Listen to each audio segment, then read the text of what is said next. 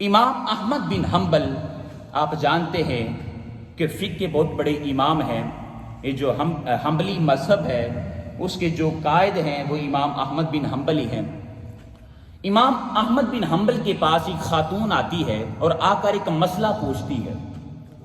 اس مسئلے کو سنیے گا، یقین مانیے ہمارے رونگٹے کھڑے ہو جانے چاہیے. کتنا عظیم مسئلہ وہ پوچھتی ہے. وہ کہتی ہے کہ حضور مجھے ایک مسئلہ بتائیے، میں اپنے گھر کی چھت پر بیٹھ کر روزانہ چاند کی چاندنی میں سوت کاٹتی ہوں، کپڑا بنتی ہوں. روزانہ چاند کی چاندنی جب آتی ہے تو میں کپڑا بن کر بازار میں بیچتی ہوں اور اس سے اپنی روزی روٹی کما لیتی ہوں. لیکن ہوا یوں کہ ہماری گلی سے ایک بادشاہ کا قافلہ گزرا ہے. جب وہ قافلہ گزرا، آپ نے اگر دیکھا ہو تو پرانے وقتوں میں یہ لائٹس نہیں ہوتی تھی اور گاڑیوں کی جو لائٹس ہوتی ہیں اس طرح کا پروٹوکول تو نہیں تھا. بادشاہ جو تھے ان کے آگے پیچھے کچھ پیادے چلتے تھے، پیدل چلنے والے، جن کے ہاتھوں میں مشعلیں ہوا کرتی تھی، ان پر آگ جلی ہوتی تھی اور آگے آگے رستہ وہ صاف کرتے جاتے تھے، دیکھتے جاتے تھے، اور اس روشنی میں بادشاہ اپنا سفر کرتا تھا. اب وہ خاتون مسئلہ پوچھتی ہیں کہ مسئلہ یہ ہے کہ میں روزانہ چاند کی چاندنی میں سوت کاٹتی ہوں، لیکن رات کو بادشاہ جب ہماری گلی میں سے گزرا ہے تو اس کے ساتھ پیادے تھے، پیدل چلنے والے تھے، ان کے ہاتھوں میں مشعلیں تھیں.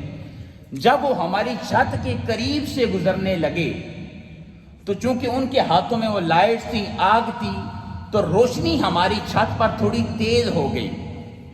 ہائے ہائے، ہماری چھت پر روشنی تھوڑی تیز ہو گئی. جب روشنی تیز ہوئی تو میرے سوت کاٹنے کی جو رفتار ہے وہ بھی تھوڑی تیز ہو گئی. بات کو سمجھیے گا، سوت کاٹنے کی جو رفتار ہے وہ بھی تھوڑی سی تیز ہو گئی.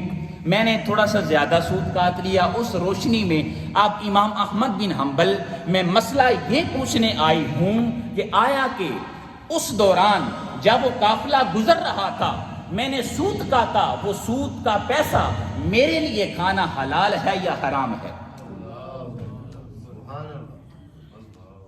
اور آج ہمیں حاضرین محترم جی چوری کا مال بھی کھا رہے ہیں، ڈکیتی کا مال بھی کھائے جا رہے ہیں، اور کسی کمزور کے، کسی یتیم کے مال پر بھی قبضہ کر رہے ہیں، اس کی زمین پر قبضہ کر رہے ہیں جو ہم سے کمزور ہے. لیکن جو اللہ رب العزت کے اولیاء ہوتے ہیں، خدا سے نسبت رکھنے والے، اللہ رب العزت سے تعلق رکھنے والے، ان کا وتیرہ کیا ہوتا ہے؟ مسئلہ پوچھتی ہیں کہ حضور اس روشنی میں نے جو سوت کاٹا ہے وہ میرے لیے حلال ہے یا حرام ہے؟ امام احمد بن حنبل فقہ کے تو امام تھے ہی، لیکن حاضرین محترم و خدا کے بہت بڑے ولی بھی تھے، اللہ رب العزت سے تعلق رکھنے والے تھے. آپ جان گئے کہ یہ خاتون کوئی عام خاتون نہیں ہے.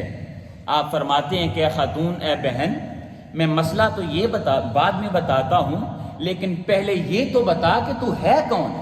ہائے ہائے، تو ہے کون؟ وہ کیا جواب دیتے ہیں؟ اے امام احمد بن حنبل، میں بشر الحافی کی بہن ہوں. بشر الحافی اللہ رب العزت کے بہت بڑے ولی تھے. میں بشر الحافی کی بہن ہوں. امام احمد بن حنبل نے جو فتویٰ دیا وہ بھی حد کر دی. آپ فرماتے ہیں کہ اے بہن، اگر کوئی اور میرے پاس یہ مسئلہ پوچھنے آتا تو اس کے لیے جائز تھا، لیکن تمہارے لیے حرام ہے. حاضرین محترم، آج ہمیں بھی تھوڑا سا اپنے اعمال پر غور کرنے کی ضرورت ہے کہ آج ہم اس ڈگر پر چل رہے ہیں. یہی وجہ ہے کہ آج ہمارے گھروں کے اندر برکات اللہ رب العزت نے اٹھا لی ہیں. ایک وقت تھا، آپ یہ ہمارے سامنے بزرگ بیٹھے ہیں سفید داڑھیوں والے جی، ان کے اگر زمانہ چلے، میں تو پھر بھی تھوڑا چھوٹا ہوں، تو ان کے اگر بچپنے کی بات کریں، جب آپ پاکستان میں تھے تو کھلے بیڑے ہوا کرتے تھے، کھلے گھر تھے، لیکن سکون تھا وہاں پر، ایک سکون ہوا کرتا تھا. اگر کوئی غمی ہو جاتی، کوئی خوشی کا موقع آتا تو سارے محلے والے، سارے گاؤں والے، رشتہ دار وہاں پر مل بیٹھتے تھے، دوسرے کی غمی کو اپنی غمی محسوس کرتے تھے اور دوسرے کی خوشی کو اپنی خوشی محسوس کرتے تھے. اور آج دیکھ لیں ذرا، پیسے کی فراوانی ہے، لاکھوں ہیں، کروڑوں ہیں، لیکن کیا ہماری زندگی میں سکون نام کی کوئی چیز میسر ہے؟ اس وقت پیسہ تھوڑا تھا، 6 ماہ کے بعد گندم پکنی ہے، 6 ماہ کے بعد کوئی چاول کی فصل آنی ہے، یا اس طرح کا تھوڑا بہت وہ کماتے تھے اور گھر میں اکٹھا کر لیتے تھے، اسی پر ہی گزر بسر کرتے تھے۔ لیکن کیا تھا وہاں پر رب کائنات نے اپنی برکات کا نزول فرمایا تھا۔ لیکن آج جتنا پیسہ بڑھتا جا رہا ہے، جتنا مال و دولت بڑھتا جا رہا ہے، گھروں سے سکون اٹھتا جا رہا ہے۔ آج بھائی بھائی کو نہیں جانتا۔